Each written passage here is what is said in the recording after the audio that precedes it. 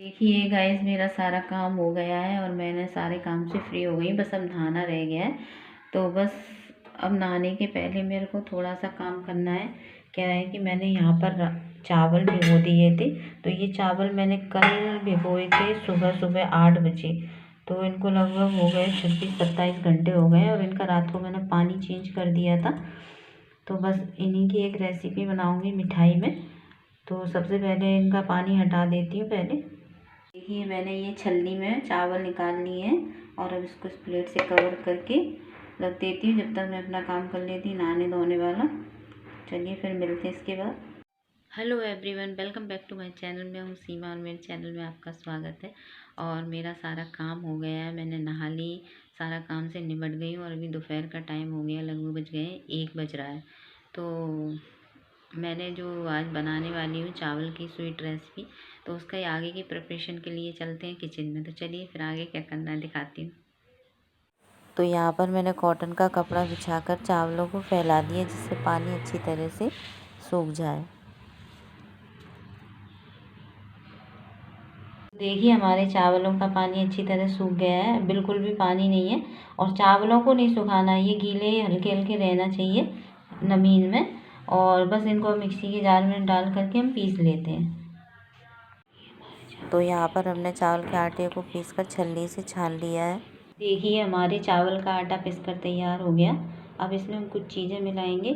सबसे पहले मिलाएंगे इसमें शक्कर। तो शक्कर जो है, जितना चावल का आटा लिया था उसका हाफ है, तो मैं हाफ से भी थोड़ा कम डाल रही हूँ।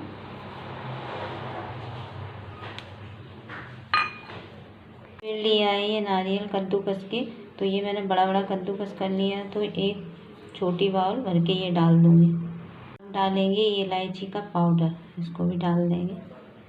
तो देखिए, इसको हाथ से मिक्स कर लेंगे और नॉर्मल टेम्परेचर का लेंगे इसके लिए हम दूध।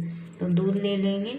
ये देखिए, मैंने नॉर्मल टेम्परेचर का दूध लिया है और इसे थोड़ा थोड़ा डाल करके एक सॉफ्ट डो तैयार कर लेंगे।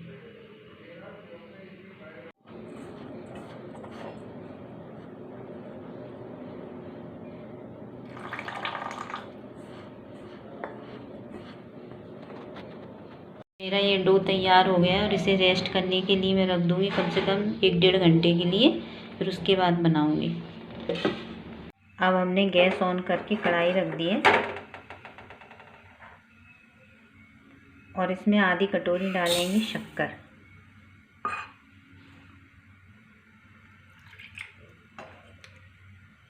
और थोड़ा सा डालेंगे पानी। इसी में डाल देंगे हम इलायची कुटी हुई और इसकी हम गुलाब जामुन जैसी चाशनी तैयार करेंगे। अब हम हाथों में घी लगाएंगे और फिर उसके बाद इस डो से छोटे छोटे बिस्किट जैसे गोल गोल बना लेंगे। तो दिखाती हूँ बना के आपको। देखिए, ये हमारे अनार से बनकर तैयार हो गए हैं। इस तरह से मैंने बना लिए सारे। अब इनको करेंगे फ्राई। यहाँ पर मैंने घी गरम होने रख दिया है और अब घी गरम हो जाएगा, वैसे ही हम इनको फ्राई करेंगे।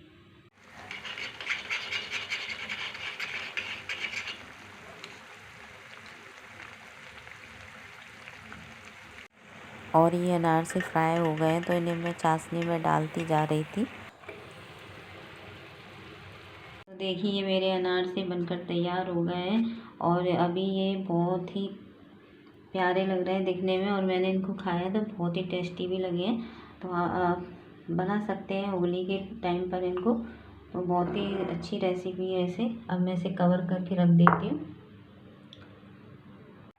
और जब तक मैं काम करके निपटी, ये बना के मिठाई निपटी, जब तक बज गए थे 11। मुझे बहुत भूख लग रही थी तो मैंने बनाई थी रोटी और भरवा बैंगन की सब्ज़ी। तो वही खाने जा रही हूँ। देखिए, इधर मेरी कढ़ाई रखी है, ये रखा हुआ है सामान सट्टा। और ये इतना काम फैल गया, मैं इसे सुबह संभालूंगी। अभी तो मैं जा रही हूँ सोने, क्योंकि 11 बज गए हैं। तो मेरा सारा काम हो गया है, बस बर्तन रह गए, वो सुबह साफ़ करूँगी मैं। और रात के बज गए हैं 11:30 और 11 बजे मैंने अभी खाना खाया, क्योंकि मैं दिन भर वही अनारसे वाली रेसिपी में लगी रही। बड़ी लेंथी रेसिपी है ये वाली, लेकिन बने बहुत अच्छे। मैंने टेस्ट करके देखा, बहुत अच्छे बने। तो एक बात बताऊं कि ये मेरी जो मैंने अनारसे वाली मिठाई बनाई, ये मेरी मिठाई नहीं है, ना हमारे घर की है, ना मेरे रिलेशन में मैंने किसी के यहाँ बनते देखी। क्योंकि ये क्या है, यूपी की जो है स्वीट डिश है ये वाली। तो हमारे पास में क्या है, हम जब पुलिस लाइन में रहते थे ना, तो उसमें 8 क्वार्टर थे, 4 नीचे 4 ऊपर। तो क्या था, हमारे पास में एक राठौर आंटी रहती थी, तो उनको हम राठौर, मतलब वो राठौर ठाकुर थे, तो उनको हम राठौर आंटी कहते थे। तो रहती थी, मतलब ये अभी 2-3 साल पहले ही खाली किया, क्योंकि वो बिल्डिंग क्या है, दोबारा से बन रही है ना, पुरानी हो गई थी, तो दोबारा से बनना था, इसलिए खाली करवा दी थी। तो जो लोगों के घर बन गए थे मकान, वो घर के मकानों में चले गए, और जिनके नहीं बने थे वो दूसरी जगह सरकारी क्वार्टर में चले गए। तो वो आंटी भी अपने घर के मकान में चली गई, हमसे थोड़ी दूर पर रहती है। तो वो क्या बोलते हैं, वो बनाती थी, तो वो जब भी बनाती थी, चाहे वो गुजिया बना ले, कुछ भी, गुलाब जामुन बना ले, कुछ भी बना ले, पर ये वाली रेसिपी होली पे ज़रूर बनाती थी। और हम दोनों बहनों को खिलाती, कहती थी, सीमा कल्पना देखो आओ ना बिटिया, हमने तुम्हारे लिए ये रखे हैं, तुम खा के बताओ कैसी बनी है। हम कहते थे आंटी क्या बनाया है, तो बोलती थी ऐसे बनाया हमने, ऐसे बोलती थी इससे। तो फिर है ना, हम लोग खाते थे तो, और बहुत हंसी उड़ाते थे। हम कहते आंटी आप हमेशा ये रेसिपी क्यों बनाती हो। आंटी बोलती थी अंकल को बहुत पसंद है। तो मैं तो बहुत हंसी उड़ाती थी उनकी, आंटी आप भी क्या बना के रख लेती हो ऐसे पैसे।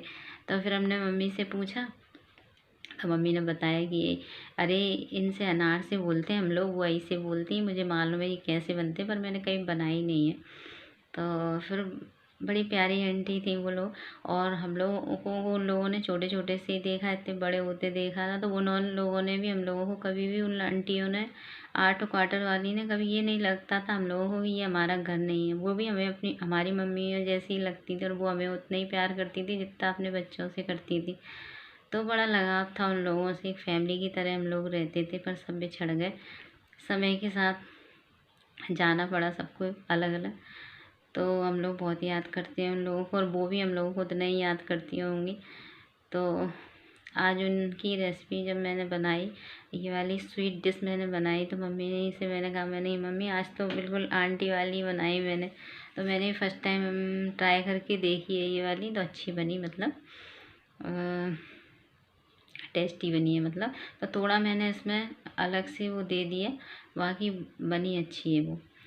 तो आज मुझे राठौर आंटी की बहुत याद आई। मैं अपना ब्लॉग यहीं पर एंड करूँगी। और अब होली के रह गए 3-4 दिन, तो सभी घरों में होली के लिए जो पकवान बनते हैं उनकी तैयारियां शुरू हो गई हैं।